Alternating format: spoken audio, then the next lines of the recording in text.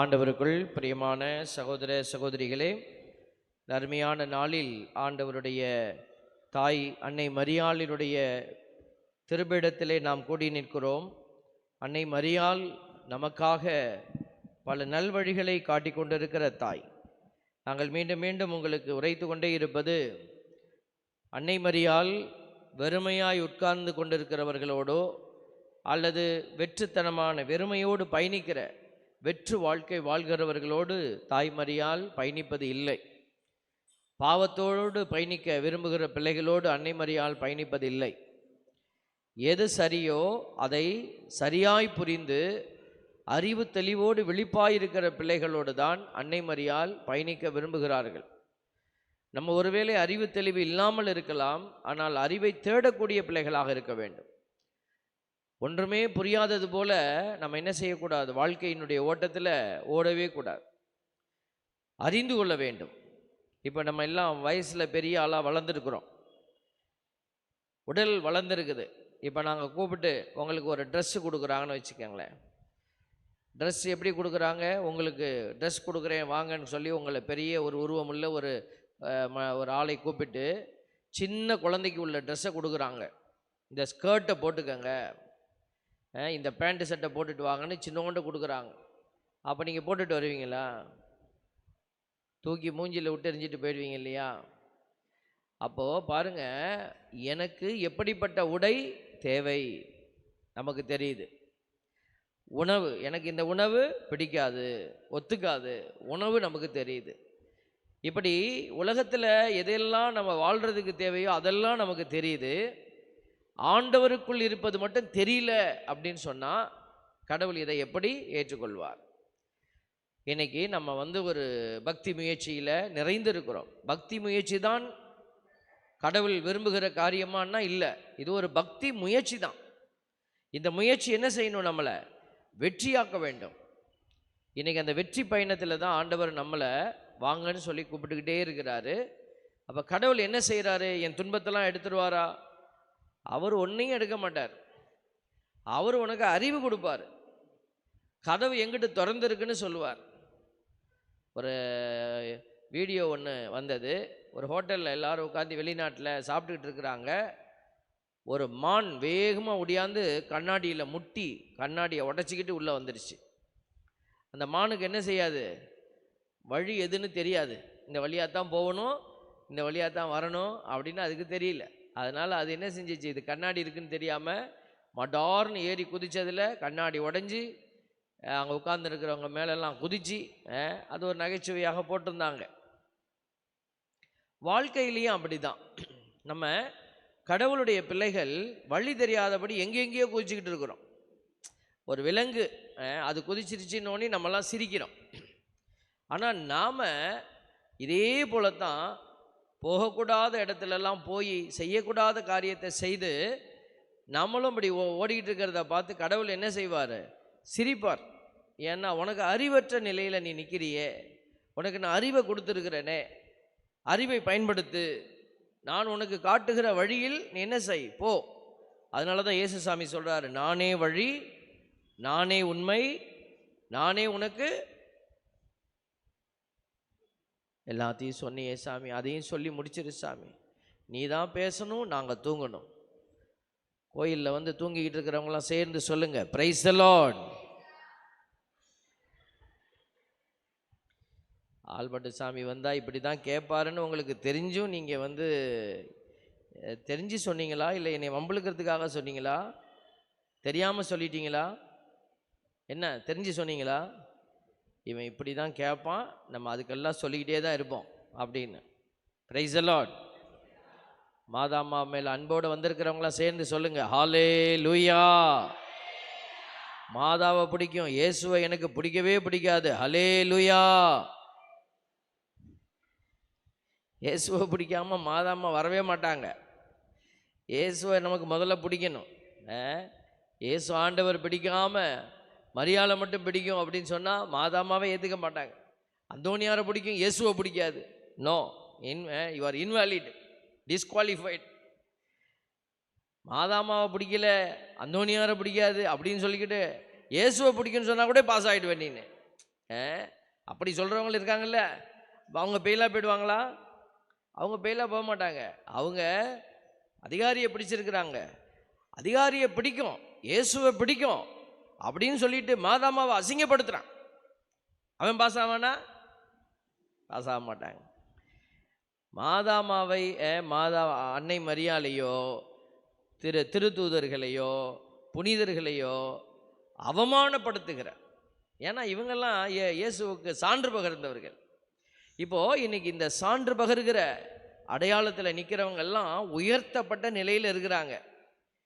இதை ஏற்றுக்கிறவங்க என்ன செய்வாங்க? இவங்களெல்லாம் அங்கீகரிப்பாங்க. கடவுளாக இல்லை, கடவுள் நம்மளை மாதிரி உருவாக்கிய மனிதர்கள் பாஸ் ஆகி ஜெயிச்சு நிற்கிறாங்க. நம்ம பிள்ளை ஒரு பெரிய போஸ்ட்டுக்கு போகுது, தாய்க்கு பெருமையா இல்லையா? பக்கத்து வீட்டுக்காரங்களுக்கு பெருமையா இல்லையா?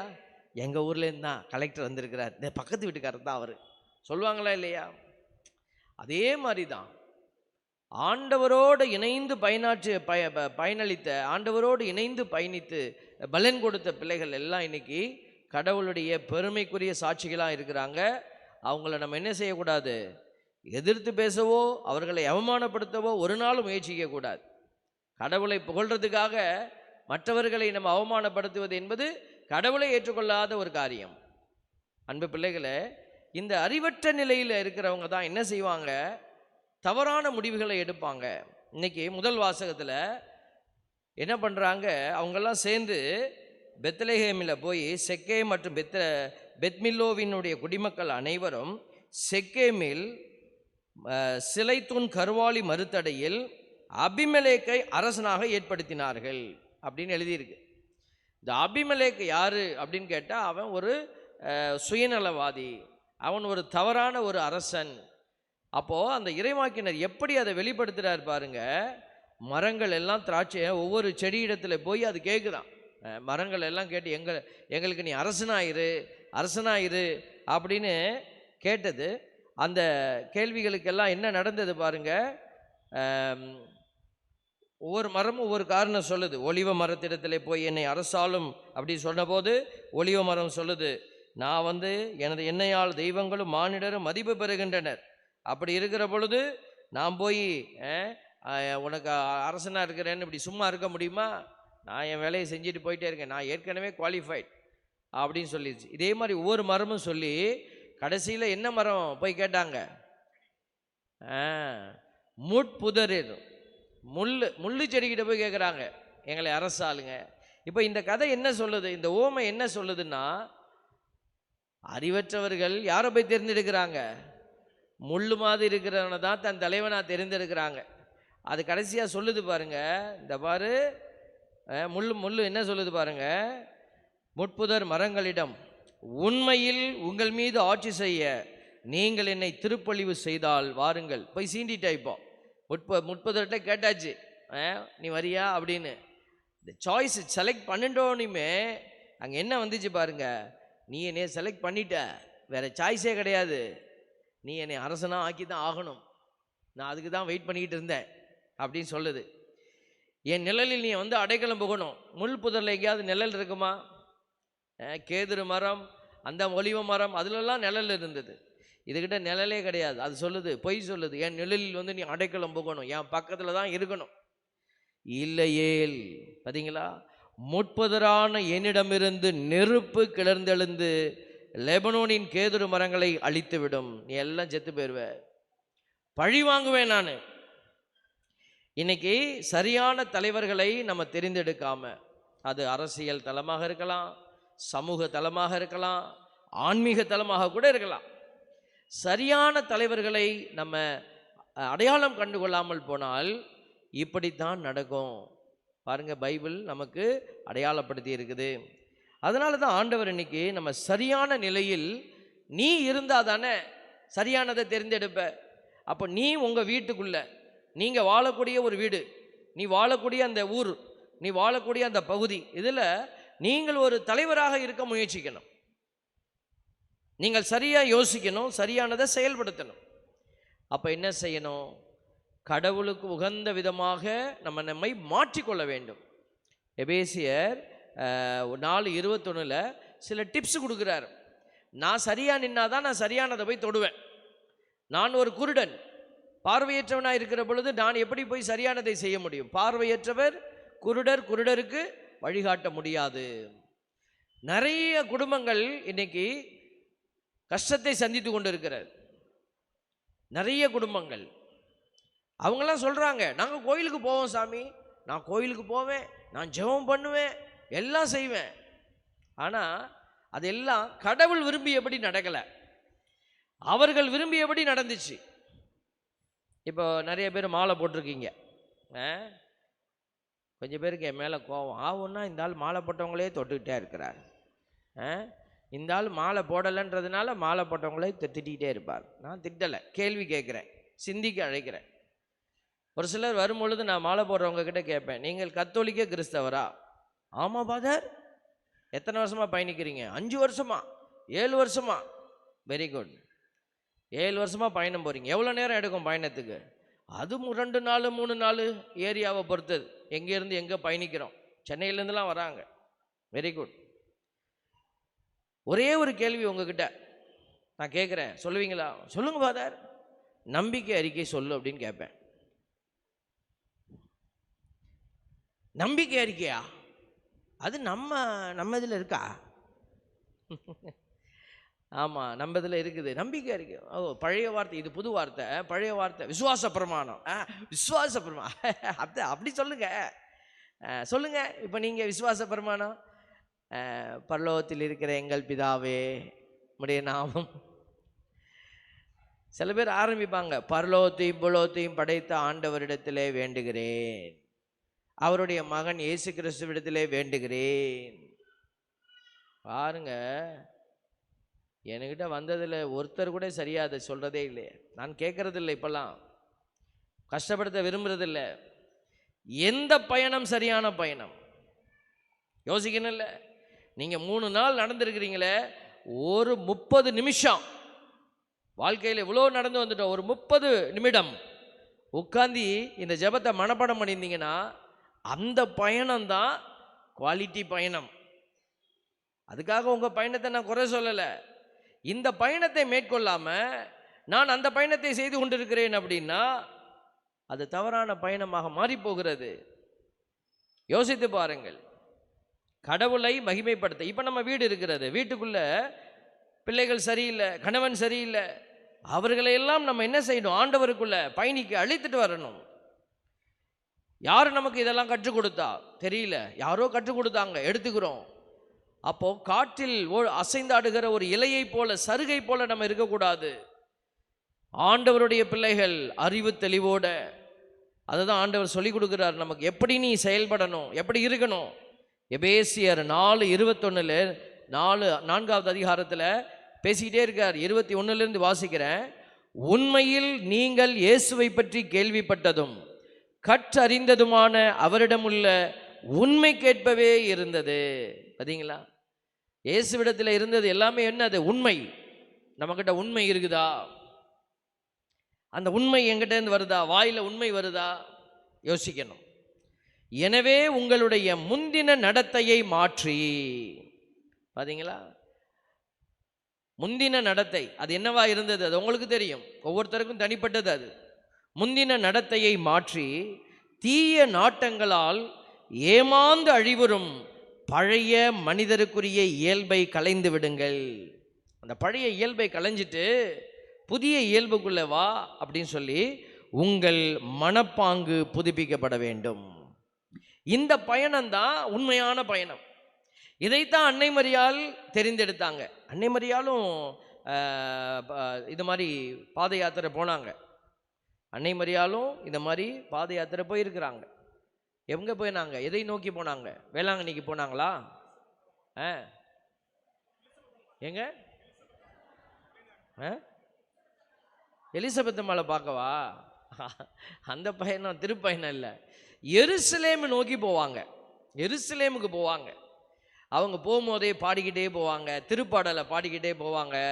அதனால் தெரியாத்திரை போகிறவங்கெல்லாம் நம்ம மட்டும்தான் போகிறோமா? இல்லை, அவங்களும் போயிருக்காங்க. வருஷா வருஷம் ஒவ்வொரு யூத இளைஞனும் எங்கே போகணும்? எருசலேமுக்கு போயிட்டு வரணும். பெண்கள் போகணுன்ற அவசியம் இல்லை. ஆனாலும் அவங்கள என்ன செய்வாங்க? அவங்களும் வாய்ப்பு கிடைக்கும் போது போவாங்க, கூடி போவாங்க.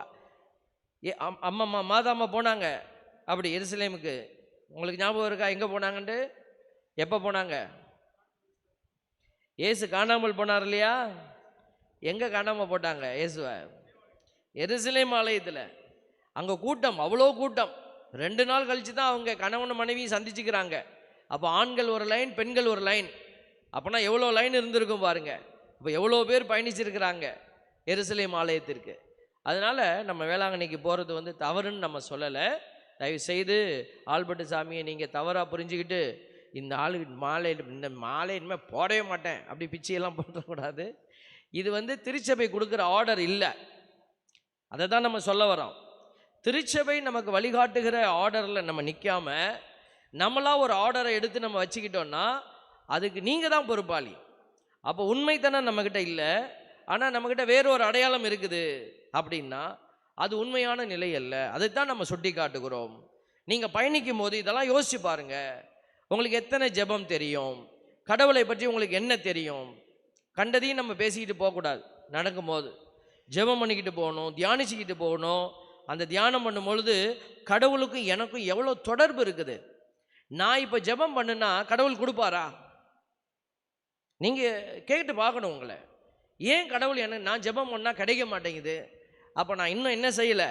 ஆண்டவர் விரும்பும் விதமான வாழ்க்கை முறைக்குள்ளே வரல. வந்துட்டா கேட்டதெல்லாம் கொடுப்பாரு. மார்த்தா, மரியாள், லாசர் அவங்க வீட்டுக்கு தான் இயேசு போவார். அவங்கள ரொம்ப பிடிக்கும் அவருக்கு. அவங்க சொல்கிறாங்க, ஐயா நீர் இருந்திருந்தா என் சகோதரன் இறந்துருக்க மாட்டான். அப்போ இயேசு என்ன பண்ணார்? கவலைப்படாதம்மான்னு சொல்லிட்டு செத்து போய் 4 நாளான மனுஷனை வெளியில் இழுத்து விட்டார். வெளியே வா லாசரே. அப்போ அந்த பிள்ளைகளுடைய கண்ணீரை கடவுள் பார்க்கிறாரு. அப்போ நீங்களும் அதே போல் உண்மை நெறியில் கடவுளை உண்மையாய் அன்பு செய்கிற அந்த அடையாளமாக மாறுறீங்கன்னா கண்டிப்பாக கடவுள் உங்களுக்கு பக்கத்திலேயே நிற்பார். நீங்கள் அவரை போய் பார்க்க வேண்டாம், அவர் உன்னைய பார்க்க வந்து நிற்பார். பிரைஸ் தி லார்ட், ஹல்லேலூயா. இந்த வாழ்க்கை பயணம் இருக்கு பாருங்க, இதுதான் ரொம்ப கஷ்டம். 2 நாள் 3 நாள் நடந்து போகிற கஷ்டத்தை விட எது உண்மையான கஷ்டம்? பக்கத்தில் இருக்கிற கணவரை அன்பு செய்கிறது, மனைவியை அன்பு செய்கிறது, பிள்ளைகளை உண்மையாய் அன்பு செய்கிறது, எல்லாவற்றிற்கும் மேலாக கடவுளை அன்பு செய்கிறது. நிறைய பேர் யோசிச்சு பாருங்க, ஞாயிற்றுக்கிழமை பூசைக்கு நம்ம போகிறோமா? என்னைக்காவது நம்ம சொல்லியிருக்கோமா சகாயமாக தான் நவநாளுக்கு நீ கரெக்டாக வரணும் சொல்லியிருக்கிறோமா? அது கூட பிரச்சனை இல்லை. ஆனால் ஞாயிறு திருப்பலி நமக்கு கட்டாயம், திருச்சபை கட்டளை. அது அந்த கட்டளையை நிறைவேற்றாமல் நம்ம கட்டளைக்கு வெளியே இருக்கிற விஷயத்தெல்லாம் நம்ம சரி பண்ணுறோம், நம்ம ஃபாலோ பண்ணுறோம் அப்படின்னா அது நமக்கு உகந்ததாக இருக்க முடியாது. அதுதான் ஆண்டவர் சொல்கிறாரு, உங்கள் மனப்பாங்கு புதுப்பிக்கப்பட வேண்டும். மனப்பாங்குனா என்ன? மனதுடைய பாங்கு. மனசு நிறைய யோசிச்சு செய்யுது. மனப்பாங்கு புதுப்பிக்கப்பட வேண்டும். இப்போ ஒரு மாலை போட்டிருக்கோன்னு வச்சுக்கோங்களேன். உங்கள் மாமியாரை வந்து மாலை போட்ட ஒரு நபர் தூக்கி குப்பையில் போட்டு அந்த அம்மா ஓரமாக சோத்துக்கு வழி இல்லாமல் இன்னைக்கு சாவலாமா நாளைக்கு சாவலாமான்னு கிடக்குது. இப்போ இந்த வீட்டில் நம்ம நல்லா சாப்பிட்டுக்கிட்டு சந்தோஷமாக இருக்கிறோம். அங்கே ஒரு ஜீவன் வெளியில் துரத்தப்பட்டு கிடக்குது. இப்போ எது மனப்பாங்கு? மனப்பாங்கு புதுப்பிக்கப்பட வேண்டும். இப்போ நீங்கள் தியானத்துக்கு பாத யாத்திரை போயிட்டு மாதாவை பார்த்துட்டு வந்துடுறீங்க, உங்கள் மனப்பாங்கு புதுப்பிக்கப்படலை, நீங்கள் வெறுமனை பயணம் மேற்கொண்டுட்டு வரீங்கன்னா உங்களுக்கு அது பலன் கொடுக்குமா? பலன் கொடுக்காது. அப்போ மனப்பாங்கு புதுப்பி, ஐயோ இந்த மனுஷி ஏதோ வாய் கிடக்காமல் பேசிச்சின்னு கோவத்தில் விரட்டி விட்டுட்டோம், ஏதோ கோவத்தில் செஞ்சிட்டோம். இப்போ என்ன செஞ்சிருக்கோம்? அதம்மா பார்க்க ஆள் இல்லாமல் கிடக்கு. உடனே என்ன செய்யணும்? போய் அவங்கள அட்டென்ட் பண்ணணும். சரி வாங்க, இங்கே படுத்துருந்தீங்கன்னா உங்களை யார் பார்ப்பா, வாங்க என் வீட்டில் ஒரு ஓரமாக இடத்துல படுங்க. பாருங்க ஆட்டிடியூடு. இதுதான் கடவுள் விரும்புகிறார். ஒரு பிரசங்கியார், ஒரு ஃபாதர் வந்து சொல்லிக்கிட்டு இருந்தார் ஒரு அனுபவத்தை. ஒரு பெரிய பணக்காரர் அவர் சொல்கிறாரு, என் குடும்பத்தில் நிம்மதி இல்லை, பணம் இருக்குது, காசு இருக்குது, எல்லாம் இருக்குது, ஆனால் நிம்மதி இல்லை, எங்கள் வீட்டில் வந்து மந்திரிங்க. இந்த ஃபாதர் போய் மந்திரிக்கிறதுக்காக போனார். பெரிய கார், பெரிய ஒரு லக்ஸூரியஸ் கார், விலை மதிப்பற்ற ஒரு பெரிய கார் ஒன்று வருது. அதில் தான் ஏறி கூட்டிகிட்டு போகிறாங்க. போய் வீட்டில் இறங்கினா வீடு பெரிய பேலஸ் மாதிரி இருக்குது. 1 அறை 2 அறை 3 அறை தாண்டி 4வது அறைக்கு கூட்டிகிட்டு போகிறாங்க. அதுதான் சாமி அறை. வீடு அவ்வளோ பெருசு. வீட்டுக்குள்ளே இருக்கிறது 2 பேர் 3 பேர். போய் ஜெபம் பண்ணி கொண்டிருந்த பொழுது அந்த தந்தைக்கு வெளிப்பட்ட வெளிப்பாடு, அவருடைய தாய் எங்கே என்று கேள்வி. உடனே அவர் கேட்குறார், ஃபாதர் கேட்டார் அந்த சகோதரரை பார்த்து, உங்கள் அம்மா எங்கன்னு கேட்டார். இல்லை, அவங்க நல்லா இருக்காங்க, அவங்க அவங்க பேர வீட்டில் இருக்காங்க, அவங்க நல்லா இருக்காங்க. கடவுள் சொல்கிறாரு, அவங்க அம்மாவை போய் பாரு. உடனே சொல்கிறார், எங்கே இருக்காங்க, வெளியூரா? இல்லை இல்லை, இங்கே தான் இருக்காங்க, பின்னாடி தான் இருக்காங்க. உங்கள் அம்மாவை பார்க்கணுமே. இல்லை, ஏன் இப்போ போய் அவங்கள பார்த்துக்கிட்டு, அவங்க வேலையாக இருப்பாங்க, ஏதாவது இருப்பாங்க. இல்லை, கடவுள் சொல்கிறார் உங்கள் அம்மாவை பார்க்க சொல்கிறார். அவர் ரொம்ப ரிலக்டண்ட்டாக ஃபாதர் அழுத்தமாக பேசவும் அவரை கூட்டிகிட்டு போனாராம். அந்த வீட்டினுடைய கொல்லைப்புறத்தில் ஒரு பழைய ஜாமான்லாம் போட்டு வைக்கிற ஒரு இடத்துல அந்த தாய் ஒரு கட்டிலில் படுக்க வைக்கப்பட்டிருந்தாள். தேவ பிள்ளைகளே, சொன்னாராம் ஃபாதர், ஆண்டவருடைய கோபம் வேற எங்கேயும் இல்லை, இங்கே நிற்கிது. இந்த தாயை தூக்கி நீ உள்ளே போடு, உனக்கு வாழ்க்கை எல்லாம் மாறி போயிடும். பாருங்க, இந்த மனப்பாங்கு புதுப்பிக்கப்படாமல் இன்னைக்கு நான் பெரிய ஒரு பக்தியாளர் என்று காட்டிக்கொள்கிற எந்த ஒரு மனநிலையும் தவறானது. அதுதான் ஆண்டவர் சொல்றாரு, கடவுளது சாயலாக படைக்கப்பட்ட, பார்த்தீங்களா, கடவுளது சாயலாக படைக்கப்பட்டிருக்கிறீங்க நீங்களும் நானும். அப்போ என்கிட்ட வஞ்சகம் இருக்க முடியுமா? கடவுள்கிட்ட இருக்குதா? இல்லையே. இப்போ என்கிட்ட வஞ்சகம் இருக்குதே, என்கிட்ட ஒரு அடுத்தவங்களை பார்த்தோனையும் ஒரு வெறுப்பு வருதே. அப்போ ஏன் வருது? அது என்னுடைய கடவுளுடைய சாயலை எவனோ மாற்றி விட்டுட்டான், பிசாசு உள்ள வந்து மாற்றிட்டான். கடவுளுடைய சாயல் மாற்றப்பட்டு விட்டது. இப்போ அதை உடனே என்ன செய்யணும்? கண்டுபிடிச்சி மாற்றணும். பிரைஸ் தி லார்ட், ஹல்லேலூயா. கடவுளது சாயலாக படைக்கப்பட்ட புதிய மனிதருக்குரிய இயல்பை அணிந்து கொள்ளுங்கள். அந்த இயல்பு எப்படி வெளிப்படணும்னு எபேசியர் 4:24 சொல்லுது பாருங்க. பக்தி முயற்சியில், மாலை போடுவதில், மெழுகுதிரி கொளுத்தி வைப்பதில், சீரியல் செட்டு போடுவதில், இதிலெல்லாம் இல்லை. ஒரே 2 வார்த்தையை ஆண்டவர் பயன்படுத்துகிறார். உண்மையான நீதியிலும் தூய்மையிலும் வெளிப்படும். Praise the Lord.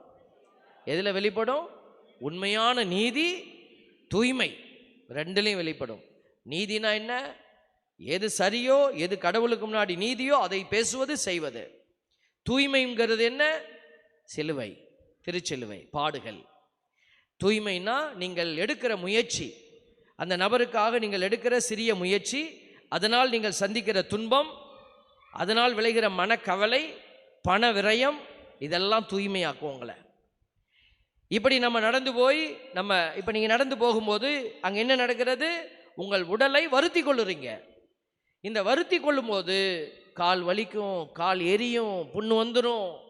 அப்போ இந்த வருத்தி கொள்ளுதலில் என்ன நடந்து கொண்டிருக்கிறது? நீங்கள் தூய்மையை நோக்கி பயணிக்கிறீங்க. Praise the Lord. இந்த தூய்மையை இப்படியும் செய்யலாம். இப்போ நீங்கள் நடந்து போகிறீங்க, நடந்து போகிறதுனால யாருக்காவது பலன் கிடைக்குமா? நான் 10 கிலோமீட்டர் நடந்து போகிறேன் அப்படின்னா பக்கத்தில் இருக்கிறவருக்கு பிரியாணி வந்துடும். நான் 10 கிலோமீட்டர் நடந்து காலை வச்ச உடனேயும் வானத்திலேருந்து பிரியாணி இவருக்கு வரும். பசியோடு இருக்கிற இவருக்கு உணவு கிடைக்கும் அப்படின்னு உறுதியாக சொல்ல முடியுமா? சொல்ல முடியாது இல்லையா? அப்போ நான் நடந்து செல்கிற, நான் எடுக்கிற இந்த முயற்சி அடுத்தவர்களுக்கு பலன் கொடுக்காத ஒரு பயணமாக இருக்கிறது. அது என்னை சார்ந்த பயணம். ஆண்டவர் சொல்கிறாரு, ஆண்டவர் இந்த உலகத்தில் ஒரு திருப்பயணம் மேற்கொண்டார். இங்கேருந்து தெக்கப்பொலிக்கு நடந்தார், அங்கே நடந்தார், இங்கே நடந்தாருன்னு பார்க்குறோம் பைபிளில். எல்லா ஊருக்கும் நடந்து தான் போனார். அப்போ அவர் செய்த திருப்பயணம், அங்கே போய் என்ன பண்ணார்? நோயாளிகளை சந்தித்தார், இறைவார்த்தை கேட்குற மக்களுக்கு நற்செய்தியை சொன்னார். பாருங்கள், அவருடைய பயணத்தில் ஒரு கிருபை, பிறருக்கு கிடைக்க வேண்டிய ஆசீர்வாதங்கள் இருந்தது. அப்போ நம்ம எடுத்து செயல்படுத்துகிற அந்த திருப்பயணத்தில் எப்போதுமே பிறர் நலன் ஒட்டி இருக்கணும். பிறருக்கு ஏதாவது கிடைக்கும்படியான ஒரு பயணமாக நம்ம பயணம் இருக்கணும். அப்போதான் அந்த பயணம் நிறைவின் பயணமாக கருதப்படும். ஐயையோ, அப்போ என்ன செய்யட்டும், நான் மாலை போட்டுட்டேனே, இப்போ முடிச்சோன்னே மாலையை கழட்டிடலாமா நினைக்கிறீங்களா? நீ என்ன சொன்னாலும் நான் கழட்ட மாட்டேன். நீங்கள் கிளட்டுவதற்காக நான் இதை சொல்லலை. செய்வதை திருந்த செய்யுங்கள். அப்போ எப்படி இதை பயனுள்ள ஒரு பயணமாக மாற்றுறது? நீங்கள் போகும்போது கழுத்தில் மாலையை போட்டுக்கிட்டு போகிறதில்ல, இல்லை, கையில் உன் ஜெப மாலை எடுத்து ஜெபித்து கொண்டே போகணும். ஆண்டவரே என் இடுப்பு வலி மாறணும் ஆண்டவரே, அதுக்காகத்தான் நடந்து வரேன், நொண்டி நொண்டி வரேன் ஆண்டவரே, அருள் இந்த மாதிரியே வாழ்க கத்தரமுடனே. ஆண்டவரே இந்த இடுப்பு வலியில் லைட்டாக டாக்டர் நிறையா காசு வாங்குறாரு, அவன் கையில் கட்ட முளைக்க அவன் மாறி எனக்கு கம்மியாக வாங்கின அருள் இந்த மாதிரியே. இடுப்பு வலிக்கும் வயிற்று வலிக்கும் ஜெபிச்சுட்டு போகிறதுல இல்லை, உங்களுக்கு தெரிந்த மற்றவர்களுக்காக நீ ஜெபிக்கணும். உங்களுக்கு தெரிந்த மற்றவர்கள் உங்கள் ஊரில் இருப்பாங்க, ஒரு நோயுற்று இருப்பாங்க, ஒரு கேன்சர் வியாதி, அவர்களுக்காக நீ ஒரு ஜெபமாலை ஒப்பு கொடுத்துட்டு போகணும். உங்கள் வீட்டுக்கு பக்கத்தில் ஒரு வாலிப பிள்ளை கடவுளை விட்டு விலகி இருப்பார், கெட்ட பழக்கங்களில் சூழப்பட்டு இருப்பார், ஒருவேளை நீங்களும் அந்த அவரால் பாதிக்கப்பட்டு இருக்கலாம். அவன் நாசமாக போகணும் ஆண்டவரே, இல்லை, அந்த மகனை என்ன செய்யுங்க, காப்பாற்றுங்க ஆண்டவரே, அந்த மகனை நீங்கள் மீட்டெடுங்கப்பா அப்படின்னு அவருக்காக ஜெபிச்சுட்டு போகணும். உங்கள் வீட்டை விட்டுட்டு மற்றவர்களுக்காக நீங்கள் ஜெபித்து செல்கிற போது உங்கள் பயணத்தையும் நீங்கள் ஆசீர்வாத பயணமாக மாற்ற முடியும். இப்படி எதுவுமே செய்யாமல் நான் கோயிலுக்கு வந்தேன் ஜெபம் பண்ணேன், கோயிலுக்கு வந்தேன் ஜெபம் பண்ணேன், இந்த ஜெபம் வெற்று பயணம். நிறைய பேர் இந்த பயணத்தை இந்த உங்களை மாதிரி ஒரு திரியாத்திரை கூட போகிறதே இல்லை. அவங்க திரியாத்திரையும் போகிறதில்ல, இந்த இடத்துல கடவுள் யாத்திரையும் போகிறதில்லை, எந்த யாத்திரையுமே இல்லை. அவர் வெறும் யாத்திரை. நல்ல கிறிஸ்தவர்கள் என்கிற போர்வையை போர்த்தி கொண்டு வெறுமையாய் பயணிக்கிறவர்கள் எச்சரிக்கையாக இருக்க வேண்டும்.